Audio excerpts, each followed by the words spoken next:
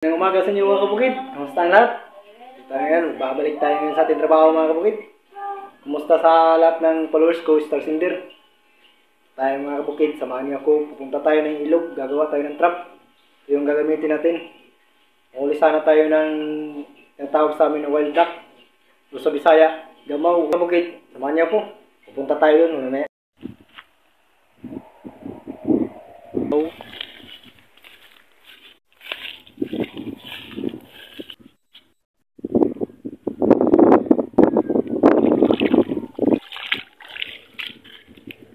So, dito na tayo ngayon sa tabing ilog. Makita niyo sa likod ko na yung may mga damo dyan nakaharang sa gitna ng tubig.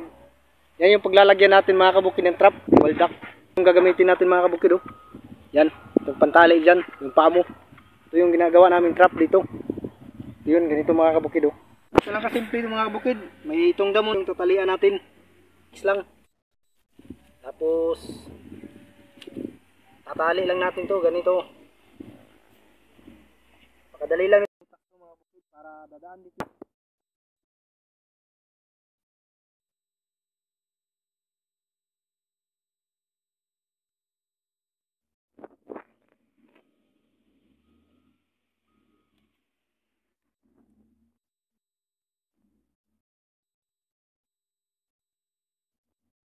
Mga bukid, ganito na yan. Yan na natin yan. Kailangan lang natin yung harangan. Para dito talaga, sure bull. Sure siya dito dumaan, hindi dadaan sa iba.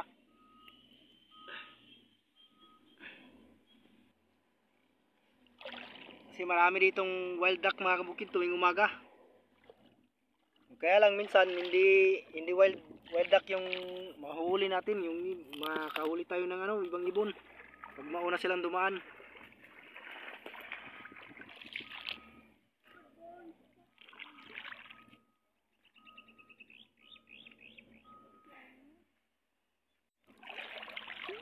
Dito sila naliligo yung mga wild duck.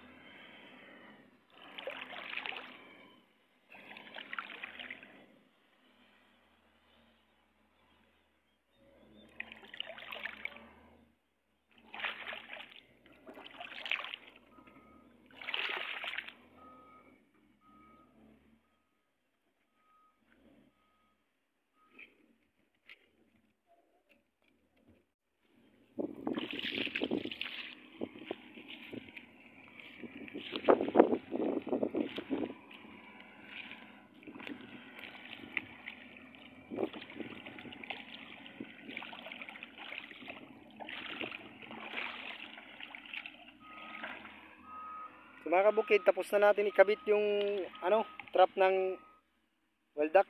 Kaya tingin muna to sa view ng ilog natin dito. Yan, kasama ko pala anak ko.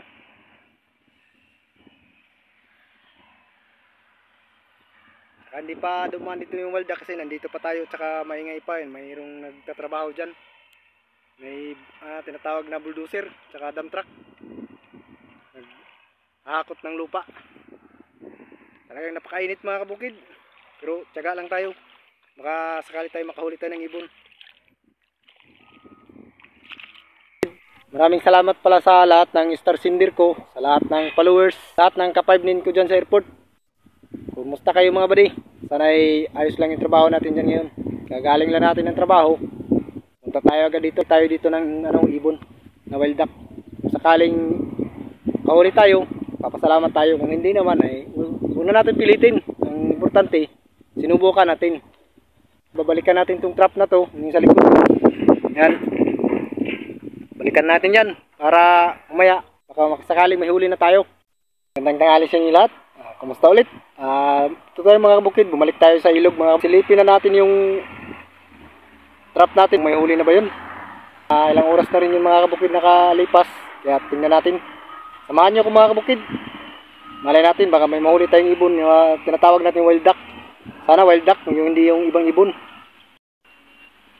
Punta tayo dun sa trap na natin. Napakainit mga kabukid, pero kailangan natin tiisin. Mga kabukid, malapit na tayo sa trap langit. Talagang kahit tanghaling tapat, napakainit. Tanghaling tapat na kasi. Hanggang ngayon, nandyan pa yung kahit tanghaling tapat na nagtatrabaho pa rin. Yun, huli na mga kabukid.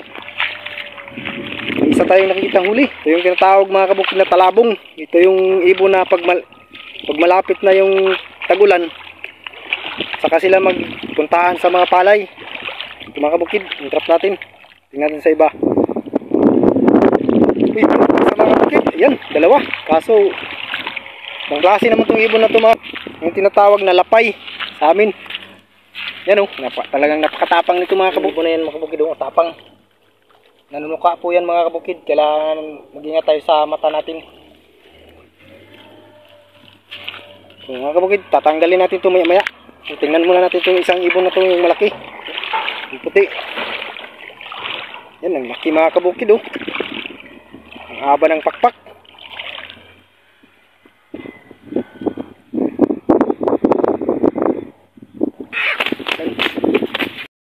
Tanggalin na natin sa trap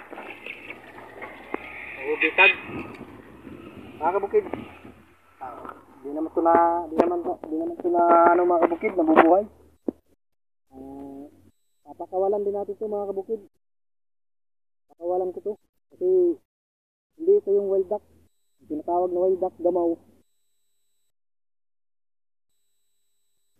Ito ka nak mag-video ako, baklaro ko ba? Dito yung wild duck mga kabukid. Ito yung tinatawag na lapay. Ngayon yung mukha oh.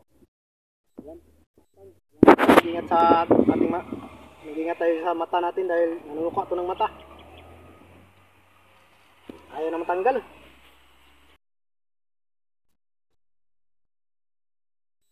Yan, yung itsura ng lapay mga kabukid. Yung tinatawag sa amin lapay na ibon.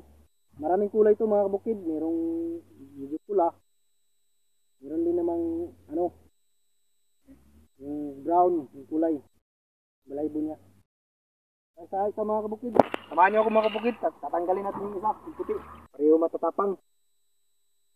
Pakawala natin ito mga kabukid kasi yung talabong na to, yung kumakain ng mga insekto sa palay. Nakakatulong din ito sa atin sa nagtatanim ng mga palay. Kaya pakawala natin yung kumakain ng uod sa palay. Kaya, ito namang lapay, kumakain ito ng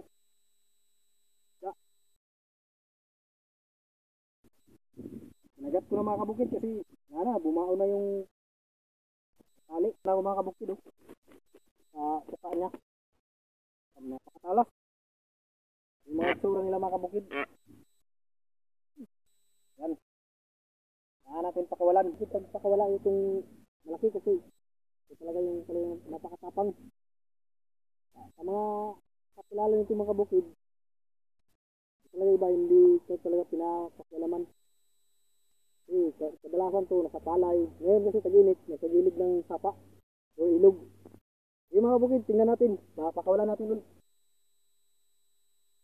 Ayan siya mga kabukid oh. Yan, malaya na sila mga kabukid. At ito pa yung isa mga kabukid. Yan, talagang sobrang tapang itong maliit na to. Ay ko, mga kabukid oh, tingnan mo oh. Nakatingala sa langit. Nagsasabi siya na dito siya, parang malapit na ito sa kalayaan. Yan mga kabukid, tingnan natin. Yan, matapang mga kabukid oh. Yan. So, mga kabukid, andun na sila, malaya na. Ayusin muna natin yung bitag natin dito. Kasi hindi yun ang pakay natin. Sige mga kabukid, maraming salamat sa panonood.